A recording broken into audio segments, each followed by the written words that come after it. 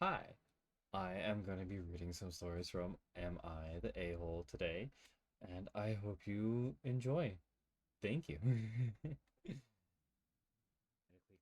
This story is by Sal Zoin. Am I the a-hole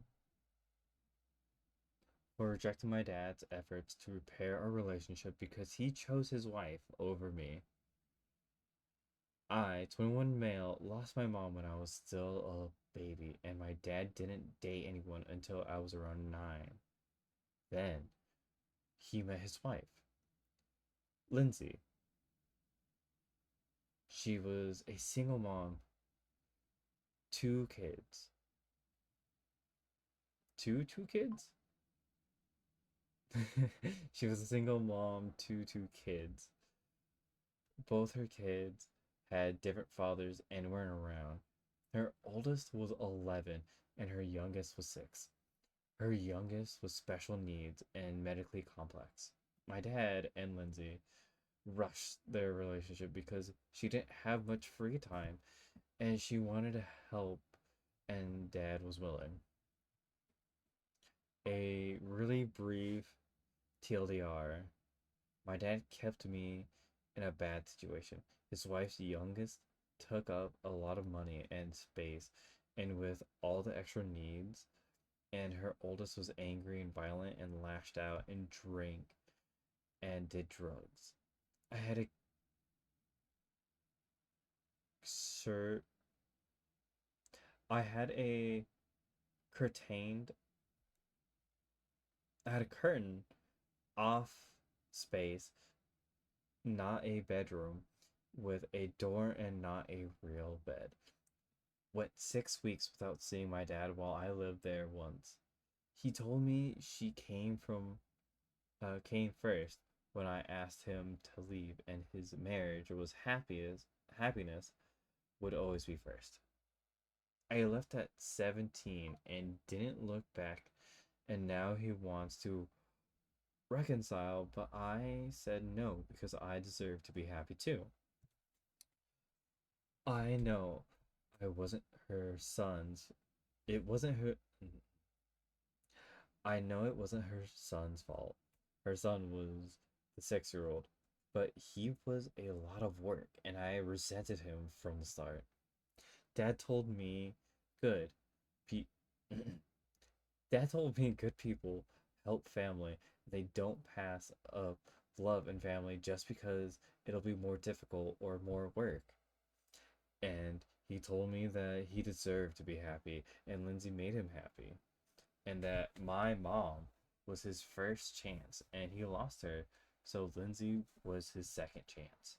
He told me I could benefit so much from being a caring brother to Lindsay's son and would learn a lot about real life. Money was extremely tight, and the house had so much medical equipment and mobility stuff for Lindsay's son. I didn't even go, I didn't even get an actual bedroom. I was shoved behind a curtain. Well, the officer had been before dad, and I moved in. Officer. Well, office. I was shoved behind a curtain where the office had been before dad and I moved in. The timeline was like May, dad and Lindsay met. September, they introduced all of us to each other. November, where we all move in together. February, dad and Lindsay are married. A few months after dad and I moved in, Lindsay's daughter, aka the oldest, started acting out. She smashed up some of her half brother's medical equipment. She stole money. She started sneaking out late at night and she got drunk a few times. She started taking drugs. She pushed me around as if I was in her way. There was nights I couldn't sleep until 1 or 2 a.m. because I could hear Lindsay and her daughter fight, and the daughter would say she wished her half brother would die, and they could move on. That is, oh my god. Lindsay would get hysterical, and Lindsay would get hysterical about it, and her daughter would say he wasn't her real brother anyway, and he was just a burden.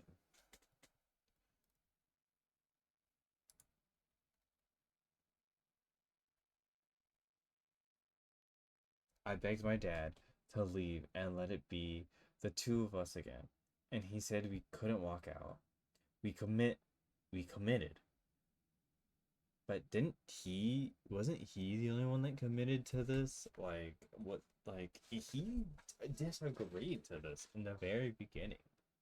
Like, why is he saying that we committed? Do you mean he committed and just dragged his son along like that? Okay. Where was I? We committed. We were more than just the two of us now.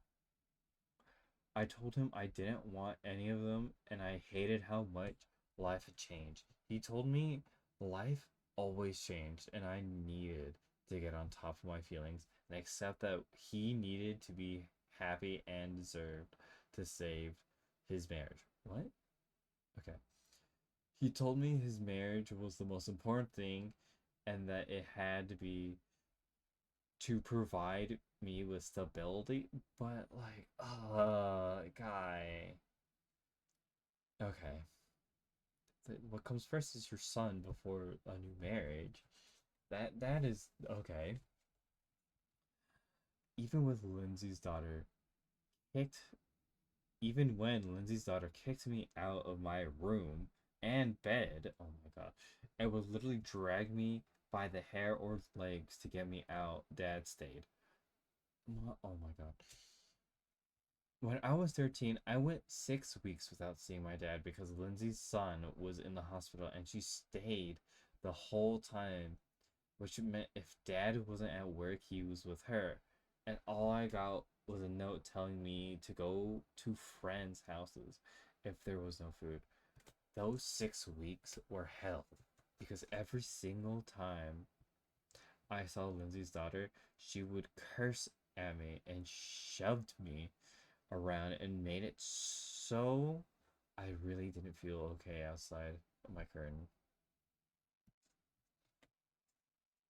I, oh my gosh, I feel so sad. Nothing got better, and after I turned 15, Lindsay stayed started asking me to help more with chores and errands, and she accepted me to be her little helper. And when I said no, Dad told me I didn't get to disrespect my new mom.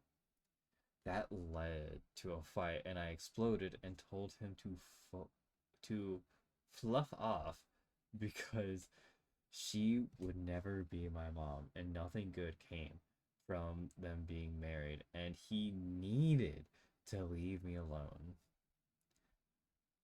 A few more fights happened around what I said because Lindsay heard and she was upset and she loved me and her son loved me too and would hate to know I saw him as nothing but a burden too. She didn't. OP didn't say that like the little brother was a burden. Just said like I didn't like the mom. I don't like this situation. Didn't say, oh yeah, the little brother's a burden, you know. I was 17 when I just left one day. I didn't have a plan or a bunch of savings, but I decided I couldn't anymore. I left my dad a note like he left me when I was 13. He filled he filed a missing persons report and I had to tell the cops I was safe, but I refused to go back. And I avoided getting sent back because my 18th birthday. Then I was then I was just free. I didn't stay in touch and I started a new life. I even tracked down my mom's family and now I live with my maternal grandparents who had searched for me for ages. But dad moved and never let anyone know where he was going. Damn.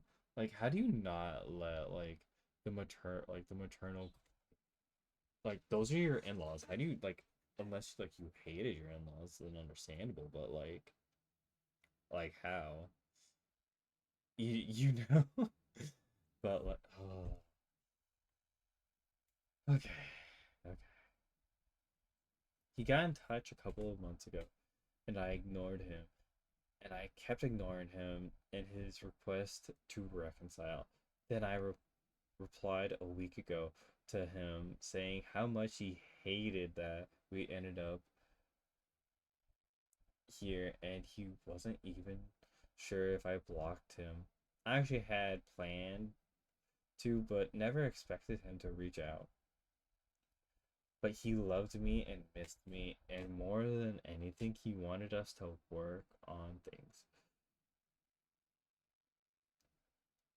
Uh, I just told him that he chose his wife over me, and he made a big chunk of my childhood hell as a result, and I wanted nothing more to do with him because I deserved to put my happiness first.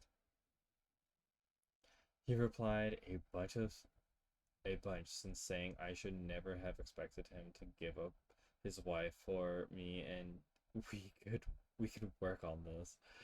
That I need my dad and all kinds of crap. He actually seems kind of desperate and erratic about it, and like he's really afraid I won't give him a chance. Am I the A for rejecting his efforts? Honestly, no. I honestly, no. Out of 10, you I would say I won't I want to say 0 because you're a kid. You express that you don't like they rushed this marriage. He fully gung-hoed and he ignored you, and like you already say that you don't like him. I want to say no, but your dad on the other hand,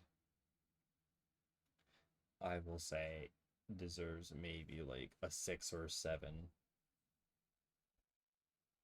on the butt hat score. 100%. Next story is by Soft Chapter 7609. Am I the A for refusing to pay rent at my uncle's house after they took me in for 2 years? I, 18 female, have been living at my uncle's house. Adam, 49 male, and Melissa, 47 female, for 2 years. This happened after the sudden passing of my parents. When they took me in, they were quite relaxed with me for a few weeks and then went back to their regular ways. They were a little strict, but nothing too extreme. There were some restrictions that were different, but eventually nothing ended up being a big deal. A few weeks ago, my uncle and aunt sat me down and asked me to begin paying rent. Additionally, with a little backlog, but I could take my time on that. I told them I couldn't do that because I couldn't afford it. All the money I was saving was going straight to my college fund, and to for 2 years rent plus every month from now on would mostly drain me. Adam and Melissa just shrugged and asked me to figure it out as best I can. Today, at breakfast, I told them I would stay with my boyfriend, Elias, 19 male. His parents and him invited me to stay once they heard me talking about the issue. They have a two-story with 2 free rooms currently, so they told me whichever room I wanted was free. Elias and I have been dating for 3.5 years. I'd stay at his family's house often over the years. As I was packing, Adam and Alyssa came into my room to forbid it. What? Why they? What? Okay. They are extremely conservative Christians and said it's not good. It's not a good look. Oh my gosh. They said I owed them something for the years they took care of me. They really were great the 2 years I stayed there. Very comforting, very kind people. But I just don't want to give up my college dreams. I'm at Elias's house right now and I'm honestly feeling bad. Like I deserted them. They really were fantastic people. Am I the a-hole? Um, Honestly, like saving up for college and paying off college and then doing rent, like it really depends on the situation, like on how your uncle and your aunt are doing. Like, oh yeah, can you help out with rent every once in a while? But then they're asking for a backlog from the time you stayed. Like, that's unreasonable. That is very, very unreasonable. Like I would say, like, oh yeah, can you like help out with utilities? But like paying actual rent? No, no, you're not the a-hole. I would give you 0 out of 10. But the aunt uncle, maybe like a 4 or 5 out of 10. Because like no way they're gonna ask you for a backlog when you were what, like basically in high school. Like no, no. Next story is by Bridget Kraft. Am I the A for refusing to take my ex-wife to the ER? This incident occurred a decade ago, but recently came up in conversation with my oldest son, who was 7 at the time. While I believed I was justified in the moment, over the years, I have come to the conclusion that I am not proud of my actions that day. My son maintains that I did the right thing. 6 months prior to the incident, my wife and I had agreed to divorce after her extramarital activities came to light. We agreed on everything except who would keep the house. I told her that unless she took over the mortgage and utilities, that I would not be leaving. 2 months prior, when it was evident that I was staying put, she made a play to remove me from the home and had me served with a 2 week TRO caught off guard. I rented a room with a coworker in the neighborhood and hired a lawyer. I followed all the rules, went to court, answered all the judge's questions, and the TRO was revoked. After 3 weeks, I was back in my house and she was angrier than ever. I wonder why. I am including this background only because it explains my combative state of mind during the event. 2 weeks prior, I took my kids out of state to visit my family for Christmas and New Year's. I asked my I asked Amy, my soon to be ex-wife, to shovel the walk and porch stairs while we were away.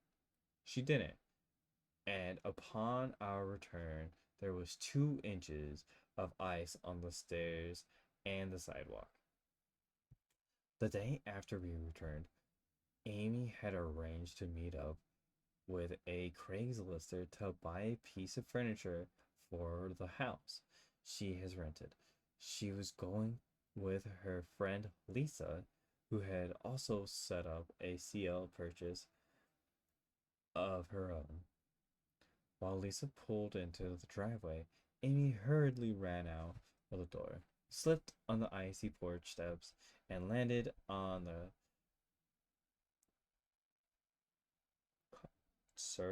ceramic. Amy Hurd ran out. Amy hurriedly ran out the door, slipped on the icy porch steps, and landed on the ceramic planter, cutting her hand open. Ooh. It wasn't a life or death situation, but there was blood and she didn't need stitches. She came back and freaking out, I told her to go wrap it up and have Lisa take her to the ER. Meanwhile, Lisa had come up to the door to see what the commotion was about. I told Lisa that she needed to take Amy to the ER. Lisa said she wasn't going to blow off her Craigslist meetup and that I should take her. I said that ER visits weren't part of my role anymore. Lisa accused me of acting abusively. I sarcastically asked her why she would want to leave her friend dependent on her abuser. Ultimately, Lisa for left for her meetup and I packed up the kids and dropped off Amy at the ER. I let her find her own way home. If you had asked me the next day, I would have said I acted righteously and that Lisa should have stepped up for her friend with the clarity of time. I feel that I should have swallowed my pride and better demonstrated for my kids how a father should act. Lay it on me. Honestly, I would say okay. Don't get me wrong. This is coming from like the nice person in me. Like if I see someone hurt or whatever, my first instinct is to like, can I help you? Are you okay? Da da da. You need anything, you know? So like yeah, I would try and help. But at the same time, she has tried to screw OP over. Like literally kicked him out of his own house. You know, yeah, he was being like a bit of a brat, you know. But like, if he's the one paying for the stuff, why is he leaving? You know, that is from my like what I've read, you know. But like, honestly, maybe I'll give you like a 2 out of 10. Her, on the other hand, I'll give you like a 7 or 8 out of 10. That is just from me.